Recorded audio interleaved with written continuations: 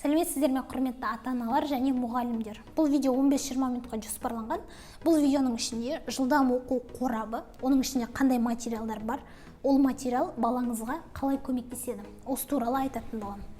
Ең бірінші жаттығуымыз екі қолмен сурет салу.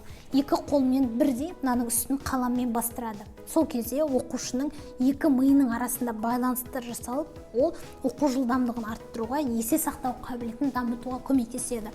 Бұл екі қолмен сурет салу жаттығуының мына жерде 20 түрлі нұсқасы бар. Күнделікті тапсырмаларды әртүрлі суреттермен орындайды. Екінші жаттығу сөздерден сөйлем құрау. Көп сөз берілген, соның ішінен күнделікті қанша сөйлем шығарып отырды, өзінің нәтижесін жазып отырады. Келесі жаттығу лабиринт.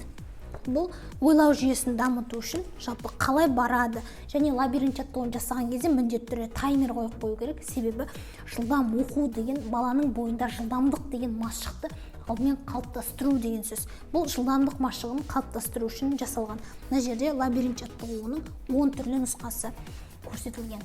Келесі жаттығу бағдаршам.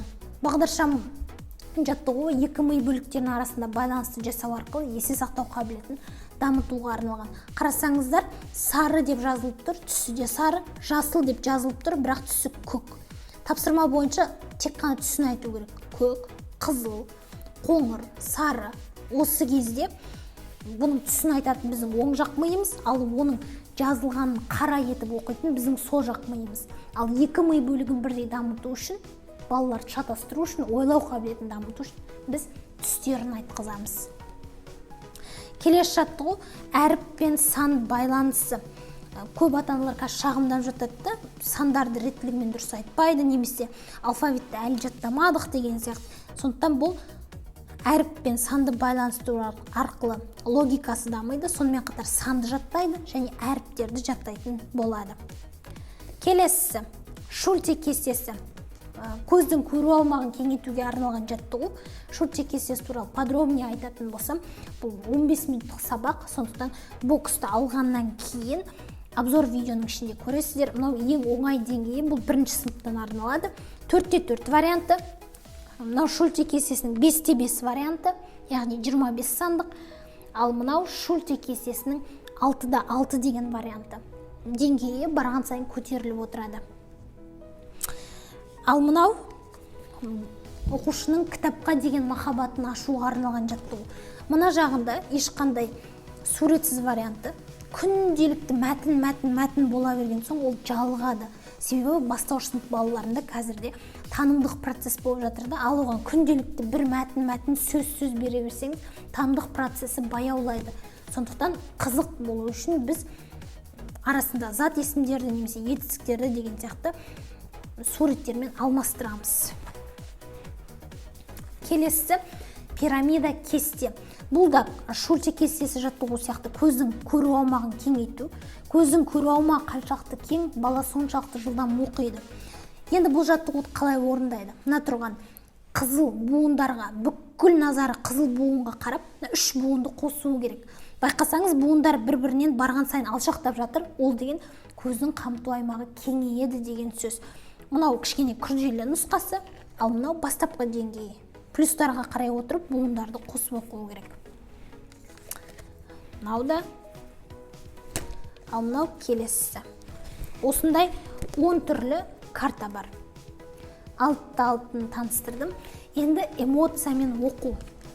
Қазір балаларға өлеңді мәнерлеп оқып беріш десең, мәнерлеп оқи алмайды. Жоғары қарап, төмен қарап, киімін ұстап, деген сияқты паразит заттарды қосады.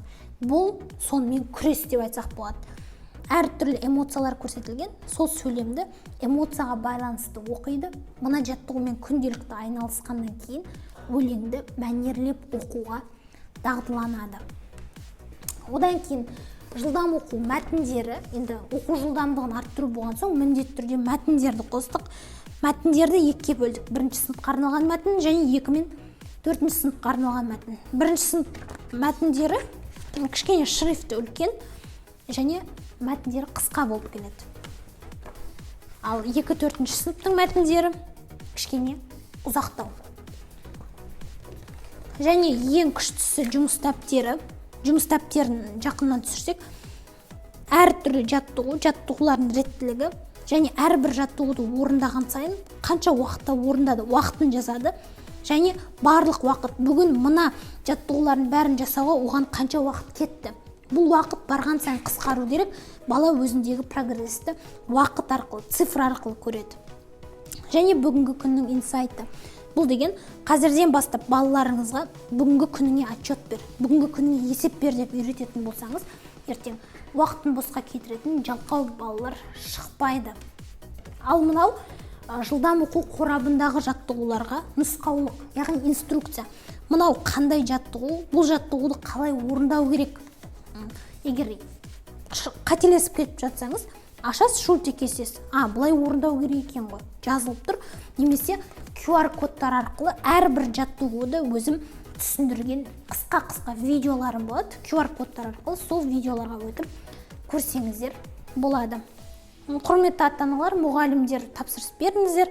Балаңызбен үй жағдайында мына карталар арқылы жұмыс жасайсыз.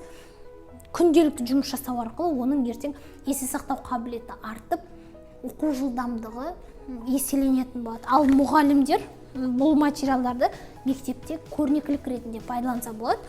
Карточкаларды балаларына шығарып берді. Балалары үшін қызықты сабақтардың бірі болады. Тағы да толық ақпарат алып, тапсырыс берем десеңіз, описание бөліміне номер қалдырдым. Менеджердің номері, соған жазып тапсырыс бере аласыз.